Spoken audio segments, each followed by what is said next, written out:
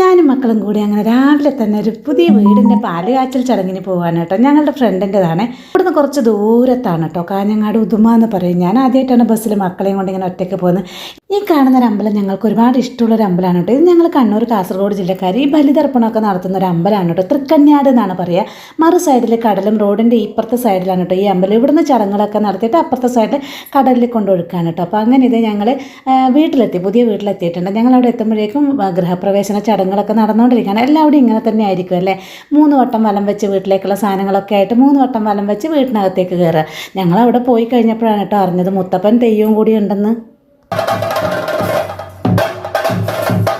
അങ്ങനെ ഇത് തെയ്യൊക്കെ കണ്ടു കഴിഞ്ഞ് ഭക്ഷണമൊക്കെ കഴിച്ചിട്ട് ഞങ്ങൾ അവിടുന്ന് പെട്ടെന്ന് തന്നെ പുറപ്പെട്ടു കേട്ടോ. വരുന്ന വഴിക്ക് കണ്ട ഒരു അടിപൊളി ഒരു അമ്പലമായിരുന്നു കേട്ടോ. ഇത് കാഞ്ഞങ്ങാട് തന്നെയുള്ള ഒരു അമ്പലമാണ്.